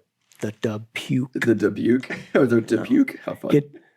Well, the berthing just reeked because the air conditioning and the ventilation was failing left and right. This is an old ship. It'd been around since the early 60s. Yep. So it was on its last legs. All the ships that I've been on, they're all of coral reefs now. This is how old I am. The Dubuque, the Bellawood, and the Peleliu. But, you've like the one thing that I was extremely grateful of in boot camp, and that's why I chose the Marine Corps, just to back up over like the other services, is I was like, where am I going to get the most training quickest in the shortest amount of time? Because I don't know what's going to happen. The Marine Corps has the longest basic training, and for damn good reason. And it does create a good, basically trained Marine. And I think the most important thing I took out of boot camp was knowledge is power. Like that was the thing that I was like, maybe these parts of the Marine Corps I don't agree with, and what do I know? I'm just a stupid boot. But that's the smartest thing that I heard all the time. Knowledge is power. Knowledge is power. The more you know, the more you'll be able to think. Yeah, it seems you really took that to heart throughout your service as well, being able to make sure that you knew as much and as broad of a context as you did with anything that before you stepped into it. Well, in lieu of not having experience in this thing, what do? You study and you practice training and you do what you can and absorb like a sponge so that maybe that'll be used when the real thing hits you in the face. Yeah, absolutely. So okay, so then you're on the Dubuque and you get off in Kuwait, or you fly on CH-53s. First time on a helicopter with I haven't been through a helo dunker, and a goddamn helicopter is just a flying pop can. And that's the scariest part. Like having almost fallen being in a bird years later in 2006 and almost fallen off the ship, rolled over in the bird. I see why you go to helo dunker and through that kind of training. Yeah, you're not really in charge of your own destiny at that point. And the weight's in the top. That's why it always rolls. Okay, so you get into Kuwait. What is Camp Coyote or Camp Inchon like when you first get there? Dust. Dust everywhere. Dust that we were all sucking in and didn't know was highly toxic. Yeah. And it was impossible to keep anything clean. So we started finding clever ways of not using as much lube, but just enough, getting a cover on our rifles, finding a way to keep these primitive tents that we were living in clean. Yeah, dipped in kerosene, I remember that. Yep. And also like filled with all kinds of bugs that want to bite you and give you things like sickness and West Nile virus and malaria and dengue fever and everything else. So you need to take these malaria pills that have serious side effects. Like sun exposure, right? So like when you take your doxy, right, not only do you get like a lot of like vivid hallucinating type dreams, you also have you're weakening your immune system effectively to a lot of other things. And then specifically, I remember sun exposure. And I remember being 18 years old and being like, wait a second, I'm in the desert, I'm taking doxy, which is going to give me problems in the sun, but I'm sitting only in the sun during the time frame. And be like, isn't there anything better that we have, in this thing, or is this the right answer? Yeah, and we're in such a small world. It's not just that we don't have internets and mail that frequently. In my platoon, luckily, because Gunny McGuire is such a creative fool, he's got a wind-up survival radio, and we're watching the BBC reports, and they're passing better word than our own battalion of what's actually happening. Correct. I remember Tony Blair at the time, right, was going through the Bush and Blair administrations were going through justifying the Iraq War and kind of the media tour that was happening beforehand. And when we were on the ship, it's going in and out of communications, so we have no idea what's happening either. So we were in a deep, dark, black information hole, which happens, right? And you do try to focus on your job, but you would like to know, are we going in? Are we going out? We don't know for sure. Correct. And the best thing is to assume the worst. So every day we're training as teams, and we're finally like doing live fire maneuver as a squad. We're The Udari range in Kuwait. out there. We don't do too well, and platoon commander goes and shreds us to death. And I'm like, man, this is the first time, in my mind's, in the back of my head, I'm just like, this is the first time we've done this. This is not the time to let it rip. It was only because the company commander was there and was deeply upset. And it was a hard time because we don't have a complete platoon when we're on Dubuque. We only have about 22 of us in 1st and 2nd squad. And the rest of you guys are young guns who are still in SOI, who are being flown out like you. And then they're just like, 2 people show up one morning, 3 people show up the next morning. Oh, here's a senior guy who's the police sergeant who's now in your platoon. Oh, here's the guys who were at Advon who have been living in Kuwait since frickin' September or October of 2002, and now we're adding them. By the way, we're going to invade Iraq on 7 tons. We're driving around in 7 tons, and then somebody comes up with the idea to pack sandbags on the bottoms because we're going to be hitting landmines. Okay. But this changes the physics of the truck. And we go out on this patrol, training exercise that I mentioned in the book, and one of the truck flips over, and a bunch of Marines get injured pretty badly. And my buddy Aguero, he's pulling out the radio to make a call, and he gets electrocuted because the lightning bolt strikes the antenna. The 6-foot whip, right? On top of that, right? So it's kind of a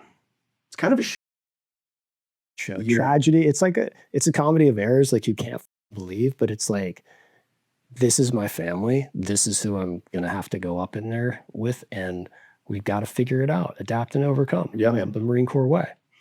So we're training and doing all kinds of wild things where we have like barbed wire set up and we throw like an ISO mat over it, and I lay on the ISO mat and everybody crawls over me. It's like Far and Away. Wasn't that from a movie? I think it was something like that, where like the guy in World War I dies because he jumps on the sea wire and everyone runs over. It's like a super honorable thing to do. Yeah. And here's how to build a Ranger grave. Here's some more nuclear, biological, chemical equipment. Here's this mop suit. Yep. These tear very easily, and we're going to have to start duct taping them as soon as we put them on. Mm-hmm.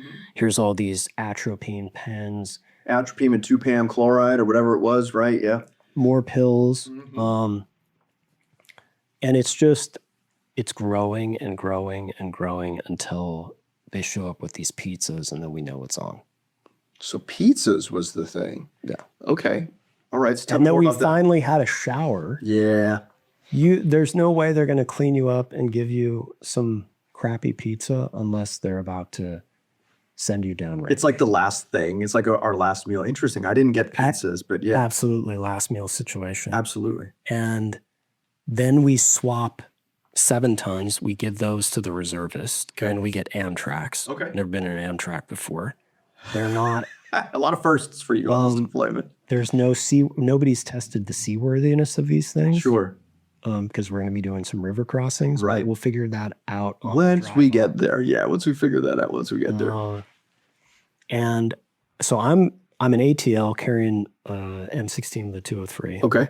And then 2 days before we invade, I moved from 2nd squad with my team to 1st squad, and now I'm a saw gunner.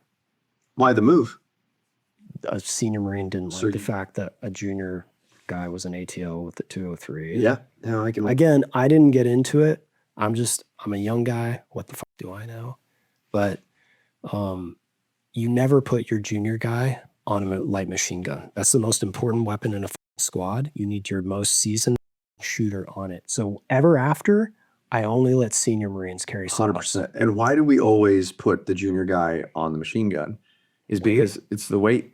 It's the heaviest, most cumbersome thing in the system. And so people use their seniority to shirk the responsibility of putting the most capable and competent weapons system in the squad or in the fire team and giving it into the hands or putting it in the hands of the most untrained person in that team. Yeah, and I fired this thing 3 times in SOI, and Sergeant Reynoso while I was there was like, you shouldn't. He's a dude from Yakima, Hispanic dude, and he's like, Lemons, there's no way they should let you ever carry a saw. You're too small. Fast forward, now you're going into Iraq. Here I am, and I'm gonna make do. I've got a new team leader, a new squad, and new track. So here we go. Dude, being a boot at that time frame, and that's a term now, it's like a bad word. It was never really a good word, but it was the one that we all got called. But being a boot was a fate worse than death, man. You did not have control over your life, where you were. Everybody seemed to hate you and was like really resented you for being 6 months behind them in the service. It was a really weird pecking order that we had kind of, it was like Lord of the Flies. 100%. And so especially as you, because you probably were older than some of your seniors in this, because you were 22 going into this with a college degree. Now you're 23. Now you're 23, and some 20-year-old is calling you a boot because you're 6 months less in the Marine Corps than him. It's an interesting kind of dogmatic, system that we have. And that was the thing that drove me crazy about that whole period of time, is that a lot, not all, like we had a dude, Sergeant Fleming. He was so solid. He was like quality NCO. So he was able to pass down some real things. Like, I'm going to teach you as much as I possibly can about the ins and outs.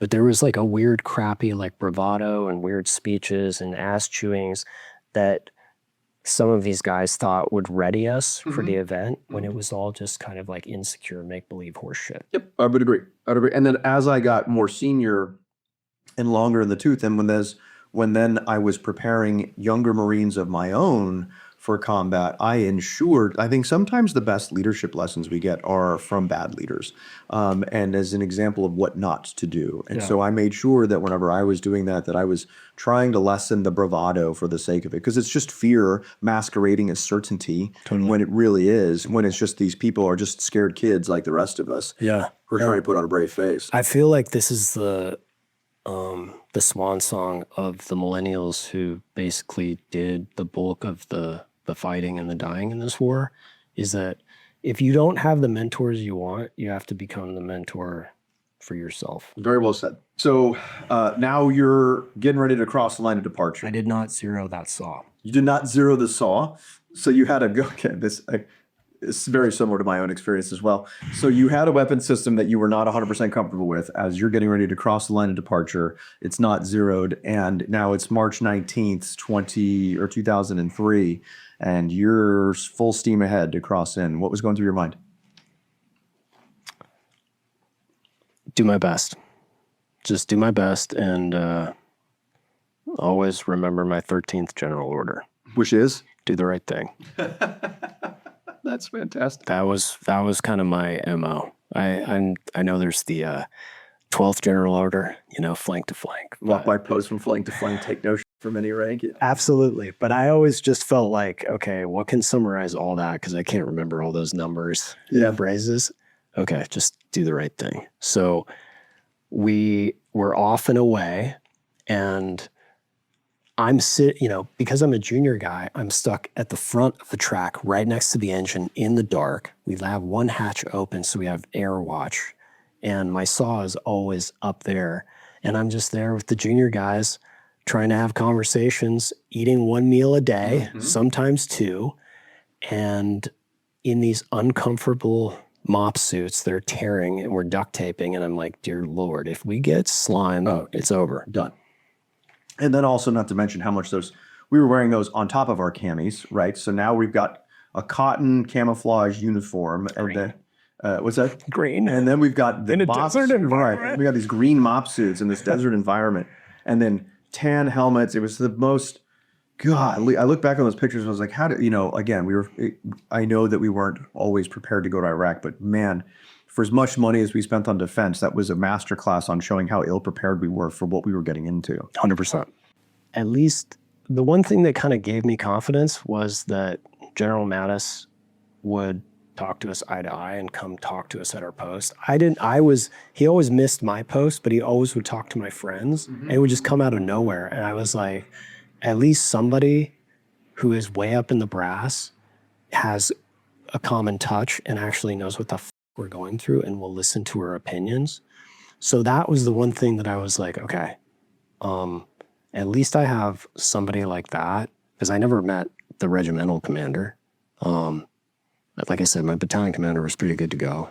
But otherwise, throughout the rest of the chain of command, I was always like, who are these people? They don't give a hell's left finger about who we are. And what exactly is the plan here? That was always like a mystery. Are we gonna fight them here? Are we gonna fight them there? Mattis kind of kept us on our toes, and the whole purpose of 1st Marine Division was to do this wild, weird flanking movement to try to draw the main armies out of Baghdad towards Al-Qud in the east. And it was wild. It was just like a very fast drive. It was a bull run. I mean, it was like his whole thing was speed. Get there, speed and miles of action, get there, draw them out of Baghdad so the army can take Baghdad. And every night, that was the thing, because we had already started I took more blue on blue. Those are the most dangerous times I had in all these tours, was nearly being killed by my own people. So, and just like all the stories that were not rumors, if somebody got run over, somebody got hit by Marine Arty, and I was like, every night I dug that trench deep. That was my first, second, and last like priority of work before anything else. I remember like most of my memories from OIF-1 just constitute me digging. And because I was a boot, I had to dig my fire, not my fire team leader, because he was actually a really good dude, but some other like dickhead. I had to dig his fighting hole, and then I had to dig my fighting hole, and it was a frustrating experience as a new guy. It was just pure chaos because we have so little training and so little cohesion with any of these folks because we're barely put back together. And now we're just going night to night moving. And the wildest thing for me, I had my most exceptional boot moment, like right after crossing the LOD. We're out in the middle of the desert. And like I said, the saw is always on the roof. Somebody hands it off to me. And I'm out there. We're herringboned all over the place, looking over camel spiders and sand and dust. And my saw is, this is an open bolt weapon, funky as hell. But the bolt is not to the rear in mine. So I've got to get the bolt to the rear. I don't know what's going on. Weapon's on safe. My finger is straight off the trigger. I tried to open up the feed plate cover. Wouldn't. It was frozen. It was stuck. Okay. So I'm like, is it jammed? I don't know. So I go through like, what are my, remedial action steps? Okay. For a weapon system you shot 3 times before. But I know enough from SOI that what I need to do is, if it's stuck like that, just rack to the rear, it should lock fine. And my weapon is unsafe, my finger is straight off the trigger. So I grab that charging handle, I rack it, perfect 3-round burn. First shots of the battalion in the war. Are you serious? Hell. Are you serious? And what I did was, I like laid down in my Kevlar and I'm like, maybe nobody heard that. So, 1st Battalion, 4th Marines, first shots of OIF-1 are by Lance Corporal Lemons with a negligent discharge on an M249 squad automatic weapon.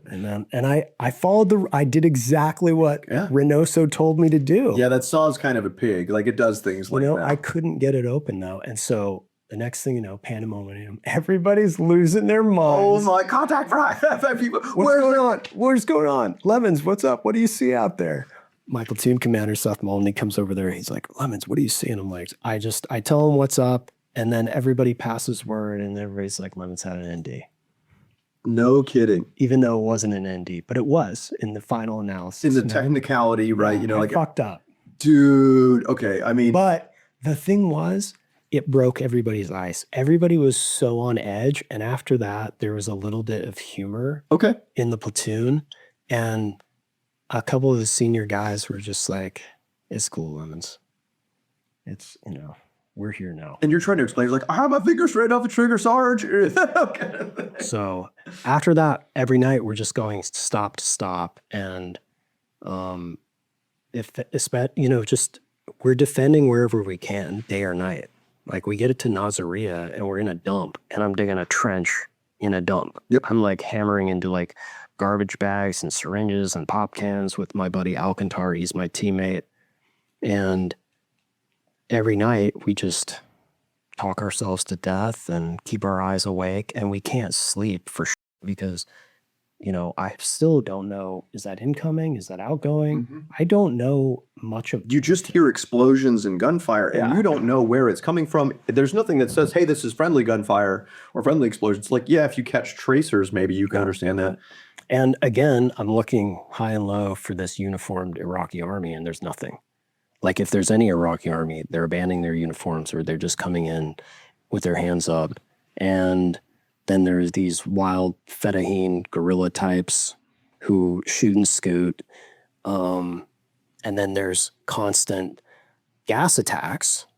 And then we're putting on full mop. Because right now we're just in the kit with the mask here. And then we have to put on the kitchen booties and the gloves that look like slaughterhouse things. And then the hood and you're in that thing, and oh, by the way, March in Iraq is kind of like summer in Southern California. Yeah, it's not cold. So you're sweating like bullets, but you're also like sweating bullets. My God, is this poison gas that I'm breathing? Also eating one meal a day. Also, we were moving fast enough that we were outrunning our resupply convoys All the time. all the time. So there was like days where it's like, there's no food. You don't know when your next school is. My buddy Alcantar and I were pilfering the human rats. Yeah. The yellow ones. I remember the yellow ones and I remember those were like, stay away from those things. And then we went for days without food. And eventually it was like, hey, screw that, right? Like we opened those things up because our guys just weren't eating. At one point, we stripped down. I mean, we were still wearing mop suits, but we had a break on the side of the road. And there's these photos in USA Today. But we had made cardboard signs and we begged for food. Yeah, dude. Or whenever we found trash, I became a dumpster diver on that deployment. I looked through other people's trash. Here's a Tootsie Roll. Here's a half-eaten cracker. I ate that. Yep. This episode is brought to you by Pocket Hose, the world's #1 expandable hose. Living in a townhouse, I'm always thinking about two things: how to maximize space and how to keep things simple. That's exactly why the Pocket Hose makes so much sense for me. Old-fashioned hoses get kinks and creases at the spigot, but the Copperhead's Pocket Pivot swivels 360 degrees for full water flow, which makes it easy to move around without fighting the hose the whole time. And when I'm done, this rust-proof, anti-burst hose shrinks right back down to pocket size, so I'm not stuck trying to wrestle a big, bulky hose into tight storage spaces. Plus, your super light and ultra-durable Pocket Hose Copperhead is backed with a 10-year warranty. The brand new Pocket Hose Copperhead with Pocket Pivot is a total game changer. I love that it's lightweight, durable, and actually practical for the way I live. In a townhouse, I don't have a ton of extra room, so having something that expands when I need it and shrinks back down when I'm done is a huge win. I can water plants, rinse off the patio, and handle quick jobs around the house without dragging around some heavy old hose or figuring out where to store it afterward. And honestly, that matters more than I expected. I don't want one more awkward piece of gear leaning in the garage or taking up room on the side yard. I want something easy to grab, easy to use, and easy to put away. And that's exactly what this is. It gives me the reach I want without all the bulk, clutter, or hassle. For a limited time, Combat Story listeners can get a free Pocket Pivot and their 10-pattern sprayer with the purchase of any size Copperhead hose. Just text CS to 64,000. That's CS to 64,000 for your 2 free gifts with purchase. CS to 64,000. Message and data rates may apply. See terms for details. And now, back to our show. I remember we were on a patrol with we were out of water. It was super hot. We were on this like very close to Baghdad, so it was like April time frame, and we had to jump into the canals, and they were full. And one guy was not the brightest guy in the platoon. We all have like the dumb guy was like out of water, and so he started drinking the canal water. I mean, that was like that murky whatever's in this canal water stuff that anybody that's served over in Iraq and Afghanistan knows what's in that canal water. Yep. And that's what he was drinking. Now, obviously it didn't turn out very well for him, and he lost more fluids than he gained with that, as we can imagine. But my God, like they were destitute, I think, was a lot of the stuff that the young men were facing in the invasion. Yeah, and I probably fired my saw once we came out, like this was in the wilder moments where we just suddenly stopped and I heard screams, ramp coming down, get your ass out there. And I'm just out and make a left hook and I'm just being screamed at to fire into a building, and I don't see anything in front of me, but I'm like still so young. And so I do a few butter jams. Yeah. There's nothing there, thankfully, but that was all the way up until Baghdad. It was like chasing ghosts, or sometimes we'd be hit with our own artillery. And because I was on the inside of the track the whole ride up, I have no idea No what's context. I'm just in a dark box talking to my friends, but Loud. it's so bloody loud. Yeah, diesel, JP8, whatever. Exactly. Just hanging out in this, like, I mean, that sucks, dude. And because we're so top heavy with sergeants, there isn't a lot of close camaraderie-ness in that platoon. The juniors are with the juniors and the seniors are with the seniors, and there's no crossover or stratification of that. So then we get up to, eventually we cross the river, and we haven't tested out the pumps on these tracks, right? Thankfully it gets across. Then we go storming into what's called Saddam City at the time. And we were the first platoon into the cigarette factory. So my platoon cleared, and my company, Alpha, we cleared that building before anybody else. And that's kind of where the invasion ended for us. So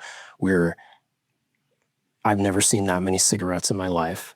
Every room has an ashtray and cigarettes, and everybody's going through it. And we're just going up, like looking and looking and looking. An Iraqi had been shot and killed at the gate. And like a lot of that early part, there was just random violence, and I'm like showing up like, I have no idea how this is here. Right. There was just, I remember that just being very confused. The whole thing was just it was like a fever dream. All I just didn't have any context of what was going on. And it was so fast. Yeah. That's how, it was a fever dream. That's really how I would describe that. And then I would just, again, come out of the track and then just see like a Marine being on a stretcher being stuffed into the back of a helicopter and be like, what the f is the context for that? Or in another instance, you had some Marines, I don't know, I think they might have been from 3-5. They thought we were Iraqis. And so we're sitting behind this berm, looking out over this rice paddy and all these date palm groves on the other side that are like probably a click away. And the company Humvees coming blazing down this berm from like right to left. And the police sergeant in there, he's just gunning it. Pigeon is gone because we had the pigeon in a cage on the front. The pigeons are all dead. They've died from dust asphyxiation. But he's hammering the gas, and I just see these little splotches of white lightning landing behind him. And the sound hasn't hit yet. It's 155. Are you serious? Yeah. And so all of a sudden, bang, bang, bang. And now we're just like, get the f down. And we're next to these big dirt clods that are like football size and engine sizes. I'm on the ground like hugging the earth, and now I get it. The earth is your friend. Yeah. But the dirt clods are shaking and the ground is shaking, and then all of a sudden it's ceasefire, and the next words I hear are Corbin up. Oh no. And that's the first time like this, I understood this was real. I like took it seriously, but that really broke the ice in the worst way. And Doc Brown, who's my squad's corpsman, he makes a beeline over there behind my staff sergeant and platoon commander. And my squad leader, Sergeant Matt Miller, is telling everybody just focus on their sector of fire. And I'm like, I don't even know, like, what does this mean? Who is this? We don't find out until later, and then even months later, exactly who it was and how it went down that they thought, that some Marines thought we were Iraqis, right? So Anderson, Lance Corporal Anderson, he's in second squad, and he's got a gut shot from a little piece of shrapnel. And ever thereafter, he was shitting in the back. So he gets evac'd, he goes home, and now I'm just like, yeah, I knew this is not a children's game, but people get hurt. Reality sets in pretty quickly when you're watching somebody that you know suffer from some egregious ass injuries. And I'm in a place where I've got to focus on my sector of fire, so I can't run over there to see how my friend's doing. Sure. I don't get to see him loaded up on the stretcher. I don't see him until we get back from the deployment. Yep. So there's like, that's maybe the other thing that's so difficult about this is with dead or wounded, sometimes you don't see the body, and that does serious to your They're mind. just not there anymore. Mhm. Like the finality of it, you know, for a death, it's a period at the end of a sentence. For, you know, a wounded, it's like a semicolon that you don't know what's going to happen. And there's no like, hey, good luck, I'll see you. Like they say in the movies, look, I'll see you back. Like they're just gone. Gone. And now you got to fill in that spot. Their stuff is still there, right? You know, their presence is still there. Yikes. Okay. Yeah. All right. So as we're carrying on, then you have like information overload and just total contradictions galore, because one minute we're wearing these mop suits and the next we're putting on our camis, but then we're going closer to all these places that are filled with apparent like NBC wear. And I'm like, so are there weapons? Are there not weapons? What the is going on? And where's the Iraqi army? And okay, maybe this is great. It is good that Anderson is wounded, but we're not like dying in, you know, in droves. Yeah. And then things all kind of end at the cigarette factory where we button up, we let the city just self-immolate. I mean, like there was looting. I've seen all kinds of like just the craziest stuff. Like the museums, I think, were pretty well attacked, right? Sure. Like the banks. Yeah. I mean, in my neighborhood, there's people who are putting refrigerators and ski jets on donkey carts and pulling them around, and kids are saying, Mr. Yeah. George Bush. Yeah, very good. Joe Bush good. Sit down, donkey. And I'm like, it is great, but also like, okay, what's the plan here? What are we supposed to do now? Or is this like bad that this is going on? Like, where is this all headed? There isn't really any instructions. And for us, of course, like that 3+ weeks that we were on the road, I don't think I really slept at all. We were passing around ephedrine. We were chewing the Rip Fuel, the banned one. We were chewing coffee grounds out of the MREs. And also it's just like with digging the holes and being constantly worried that like there were a lot of Marines who got run over in their fighting holes. Right. So there were times where I was like, am I going to run over? It was a bull run up to Baghdad, and we learned a lot of lessons. We paid to earn a lot of lessons about how the next 20 years of conflict would fight. But man, we were a very good military, but we became a much better military after, you know, just being in the fight for a long time. We had a lot of lessons that were learned from that. Yeah. Well, at that point, we're in this in-between period where we're not an invasion force, but we're not an occupation force. We're searching for an identity at the time. And there's no real plan. And we're in the midst of chaos that's not just like affecting us emotionally, even though we're sitting on this cigarette factory looking outside. It's also affecting like our bodies, because that's when I got my first case of Saddam's revenge. Oh, dude, I remember reading that in the book, and I know exactly what you're talking about. Having diarrhea and vomiting, sweating, sickness, all in the same. We called it Double Dragon, man. Like you were coming out of both ends. I remember the flies. Mm-hmm. It burned through the whole battalion. Sounds like the division. Yeah. I mean, I think everybody who's deployed over there probably got it at one time or another. It was bad. So, and for me, I read about this in the book. I came off post with Alcantar, and I was laying all my stuff down. We were living on the back street by then. We got kicked out of the main building. Right, because cleared it. Yeah, because grunts don't get to keep what they clear. We're living on this back. Headquarters needs a place. We're living in the back street, and we're watching warehouses of cigarettes go up in flames. And I'm a non-smoker. Even my whole time in the Marine Corps, I didn't pick up smoking, but the amount of secondhand smoke that I blew through these lungs, I still love cigarettes in that sense. But I get back through all of that, and I put my weapons down, and I crashed and passed out on the pavement. I wake up in the BAS, and Doc Newton, corpsman from 1st Platoon, is shooting an IV in me, plus a whole bunch of antibiotics, and it's just washing. And it's so vivid to me because that was the first time that I had slept in a month. And I slept, I had passed out the day before, and then I woke up the next morning. So I'd at least gotten 10 hours of sleep, and then I got 5 more.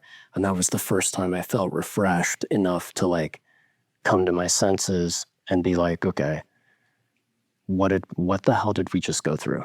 Like, once upon a time, I was getting on a boat with a bunch of people I didn't know, and then crossing the Pacific the first time in my life, and then driving up here. And now, is it over? Is like the war over? Because everybody is in celebration phase. And we've got staff sergeants radio, so we're listening to BBC reports that are letting us know a little bit more. And then there's people outside who are throwing flower garlands over us and giving us cans of We were like liberators at the same time as we were combatants. It was a real confusing place. Totally. And also cops in some level, right? Because now we needed to control the bank systems, or at least prevent the looting of the bank systems. It was a really weird place for us to But there's also gunfire at night. There's also random members of the Ba'ath regime who are getting grabbed up and executed. And then celebratory gunfire at night, which was super confusing. Yep, I remember that. Yeah. So, and our stay in Baghdad wasn't that long before they put us back on the tracks. We finally get a shower, which was, that was the longest I'd ever gone without a shower. I think it was 40 some odd days for us. So where did you guys go after Baghdad? We went to Hilla in the south. I went to Diwania. So they basically took the battalion and started, okay, get out of Baghdad. This is army territory kind of thing. So I went to Diwania, you went to Hilla. And so what was the rest of your deployment like in Hilla? It was quiet, but at the same time, very frustrating, and each day a little bit sadder. So again, where are these weapons of mass delusion? That's what we started calling. Even the Marines, we knew, we didn't see any of these things. It was a really weird time for us because the reason why we went in there was all this stuff. And then we're like, hey, has anybody actually seen this stuff? We thought it'd be super prevalent. Well, we started calling wild goose chases. So we're going out there. We go to some farm. We go to a school, and I'm digging a hole. I'm not EOD, but I'm digging a hole, and then I hit something. It's like a cartoon. It is, but it's an Acme bomb comes out of it. They're surface-to-air missiles, so it's like, okay, that's not the mustard gas. And again, you're looking for chemical weapons. You're looking for a needle in a haystack of needles kind of situation. Yep. But each one of these episodes that were going on around Hilla, and we start in a date factory where the whole company is looking together. And then eventually we split by platoons into different parts of the cities. We are lucky. We end up in the Ba'ath Party headquarters. So we're in a nice building that's right behind the police station. So we're living and working with the police. As we're finding no weapons, we're just finding more street chaos. And so we're starting to pick up duties that, hey, there's a line at the gas station. We need somebody to go and control the gas lines and the gas pumps. Let's get second platoon over there. Yep, we did a lot of that. And I'm like, okay, so now I'm playing police officer because I'm arresting people, even though I don't have a badge, and I'm handcuffing them with zip ties because they're cutting the line, and I'm trying to keep the chaos. And then we have Iraqis who are just trying to get by, rolling their propane tanks to come to the natural gas station. And it's the same kind of situation because not me, but way up in the food chain, we're firing everybody who runs the water treatment plants. Exactly. The gas stations. I wasn't there for this, but my platoon commander goes down to a soccer field in Hilla and has to tell all of these Iraqi army captains and majors that they're all fired. All these people have weapons and training, man. And they're now out of work. So it's a weird situation where it seems more peaceful, but we're just kind of laying these little seeds that are going to come back and blow up. Like for us, for the Iraqis, and the borders are completely open. So now all of a sudden we're seeing a ton of trucks come in from Iran, and there's food in these trucks, which is great, but what else is in these trucks? 100%. We created this total power vacuum A lot of weapons. across the country. A lot of trainers with good weapons. And that was kind of the flow of it. But for us, it doesn't, like, we're getting more and more responsibility from the senior Marines because they're all getting ready to get out. So we're starting to A stop loss ends mid-deployment. Yep. So there's guys going back. So we have more junior folks who are just like trying to learn knowledge while we're out there and taking more responsibilities. It also got hotter and crazier, and we only have 1 hour a day of electricity like the Iraqis. So our frustration from being overheated, I can only imagine what that's like for a mom with an infant or a guy who's running like a market. That's all boiling over, and there's like protests that are happening because we sometimes go down to the mayor's office and we're doing security there. Dude, it's funny. Your entire experience in an adjacent unit at the same time frame, our experiences are completely parallel. And that's when we're starting to see little smaller IEDs, sometimes just pot shots, just like real frustration of people. And I'm just an E3, man. You can't take it out on me, but I'm here holding the bag, and I'm the only American this Iraqi is seeing. And I remember the screams, the frustration, the currency that didn't matter anymore, right? You know, like that was a very tough time to put a lot of young men and women into. I was thinking about this today on the drive down, but once every 3 weeks, we would go to the pistol factory because that's where our headquarters for the battalion was. Okay. And that's where Colonel Mayer, his call sign was Pale Rider, was at. And they had showers there. And, this is also when I'm starting to burn honey pots full of feces. Oh, yeah, man. Especially that's what the boots do, man. We burn, man. I became quite good at that. I think we should get a ribbon for that, by the way. Headquarters Marine Corps, if you do ever listen to this, I would like a ribbon for all of the shit that I burned. And I think that Alec Lemons believes in the same thing. Brown with like yellow stripes. Yeah, maybe a little black in there for the diesel fuel smoke that comes out of there. That would be fantastic. Well, we would go there and Mattis would come down and talk to us. And I always respected him because he would always come down to our level. Nobody else in the Marine Corps ever did that with me. So we would gather around, we'd get close in. I was always struck by how big his ears were, and he'd say, my fine young men. And he'd tell us, how much he loved us and what we'd accomplished. And then he would say, I think we might be getting on the ship next month. And then we'd talk some more, and then he'd let us go. And he did that like every month. And then things just kind of were getting prolonged, and maybe were becoming more like confusing and chaotic. And what we really needed at that time was just like somebody to tell us like, what is the next step? What's going on? I don't think he knew, because again, this is all coming from higher, because again, war is a political activity. You have to remember that. You may not like it, but it's politics by other means. And when you don't have a strategy, or you're not adjusting to reality on the ground, then this is when you become kind of lost in the sauce as a troop. And at the same time that was happening, we were finally getting like T-rats, which are warmed up heat rations. And I remember guys in my company, and the smartest things I ever heard about the war, they did not come from like academics or generals or politicians. They always came from regular grunts. Love it. Some of the guys, we were in line waiting for chow, and we moved to this place called Hashemia, which was pretty close to Diwania as a company again. And we were in a Iraqi army barracks, so we were all together again.